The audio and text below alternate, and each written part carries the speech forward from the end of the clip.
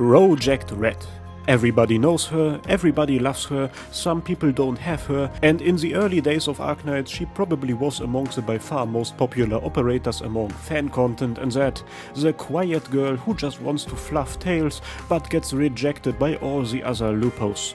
But enough of that, today we talk about murder and mindbreak. Even back in the day, people found some very weird stuff in Projekt Red's files between all of the cute stuff. Her files described the existence of a hidden entity called Grandma, and this entity called Grandma had some sort of effect on Red. But what kind of entity is it? How does it manage to affect Red? The answer the files have for it is that there is no answer to it. However, her files make the conclusion that this Grandma is the one who made Red who she is today. And Grandma's plans for the future are directly tied to Red's future. And for the longest time, this was everything we had on her. A fluffy, goofy killer who has an old woman in her head. She just like me, for real. However, while making up friends in your head is something that some people do, making up a grandma? That's a new one. There's gotta be some more to it. In chapter 6, Red and QaiserLITE hunt down Crownslayer, and without spoilering anything, there's a couple of very interesting things being said there. Red smells a certain scent on Crownslayer. Red concludes that Crownslayer is not a wolf, but there still is the scent of a true wolf on her. Of the first true wolf, to be precise. Furthermore, she says that Crownslayer knows wolf techniques and must have learned from the wolves. After Crownslayer escapes a bit later, Red has a chat with QaiserLITE in which she says that she is only gonna kill wolves. QaiserLITE follows this up by calling her good girl. I wish that was me.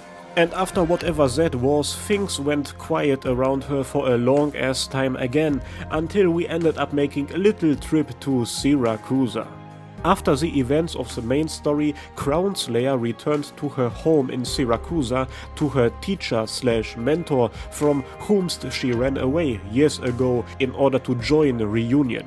And when she stands in front of her mentor's house, Crownslayer gently opens the door and finds her mentor lying on the ground, dead and bloody, with a familiar knife sticking out of the floor. Also there is Red, who says, "The true wolf is dead. I did as grandmother asked," while she also calls herself a wolf hunter. She then says that Crownslayer is not a wolf and leaves, saying that she has to find other wolves. Well, that escalated quickly. So Grandma is not just a made-up friend, and that whole hunter thing is most definitely not just referring to her position at Rhodes Island.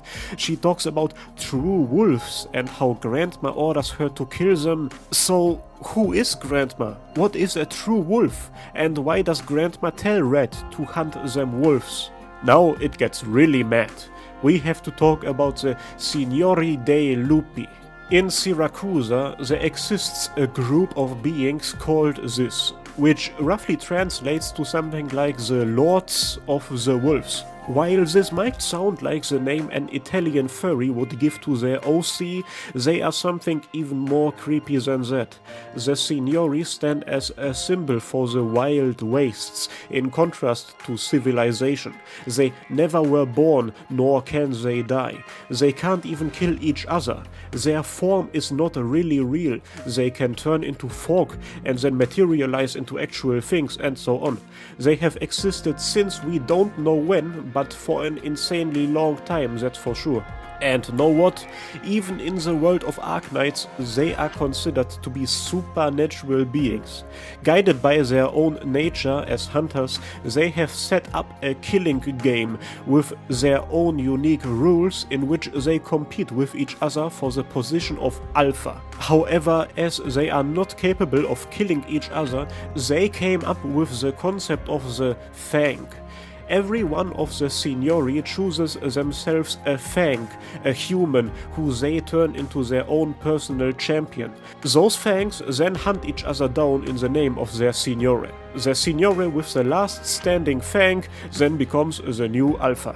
They have been playing this game for thousands of years at this point. You personally can decide whether all of this is a reference to Fate or to Minecraft survival games.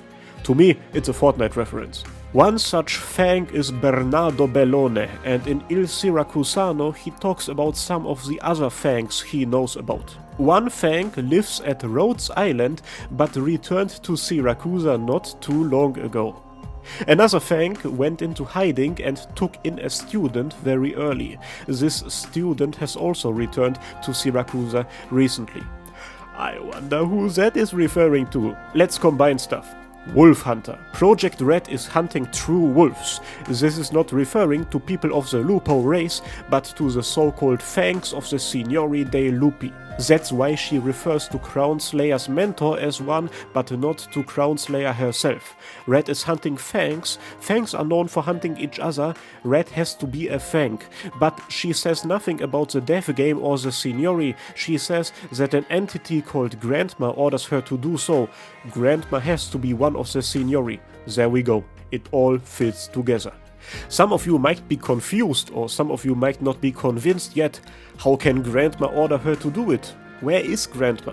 Signori dei Lupi are known to have many ways of controlling their fangs, but in Il Siracusano we can even see a Signore control other Lupos who aren't fangs. When Zaro went to get Texas, she unconsciously had to turn her head to look at it, and when Zaro showed himself to Leon Tuzo and called himself a Signore dei Lupi, Leon Tuzo got dizzy and memories started to float into his head. It seems like mind control might be an actual ability of the Signori. We don't know how exactly they do it, but there is a line in which it gets stated that the existence of the Signori is entangled with the blood of the Lupos, or something like that, so maybe they just have a natural ability to control Lupos? We cannot say for sure. But that is by the by. What matters is that this mind control stuff would explain how Grandma controls Red. It all fits together. Something else that serves as further proof of Red being a fang is her relationship with Lapland. We briefly talked about how Red is a bit goofy when dealing with Lupos, but when we get to Lapland, it gets very special. Why Lapland out of all people? This Bernardo Bellone guy from earlier, he is, well, was the fang of a signore named Zaro. Zaro wanted to win the death game in a very special way. Instead of turning his fang into a strong hunter capable of killing all the other fangs, he decided to help him with gaining as much influence/power in the actual real world. He taught Bernardo how to gain more power, and within just a generation he turned the Bellone family into pretty much one of the most powerful families within Siracusa, with tons of connections, structures, minions. Zaro's plan was to just brute force his way into victory. Instead of making his fang a one-man army, he made him a man with an army. That's how you win a one-on-one, you just bring your friends. Bernardo was okay with all of that, as he absolutely despised the modern Siracusa, and helping Zaro with his game would allow him to take over and destroy it. In the end though, Bernardo decided to betray Zaro, and to make sure that Zaro doesn't regain control over him, he then committed suicide by poisoning himself. At the very end of Il Siracusano, Zaro sets his eyes on somebody else to become his new fang. For the next 3 months after the Volsini incident, Lapland and Zaro fight with each other in the wastelands. He really wants her to become his new fang, but after those 3 months he realizes that he cannot defeat her. Not in the physical way, he probably could easily kill her. He just clocks that he will never be able to defeat her mentally. He will not be able to fully break her mind, because even a mythical Yif monster sees that Lapland is completely fucking insane. Her mind is completely beyond his comprehension. Therefore, for the first time in thousands of years, it lies down next to a human. He surrenders his dignity and says that he will walk with her until the winner of the game is decided.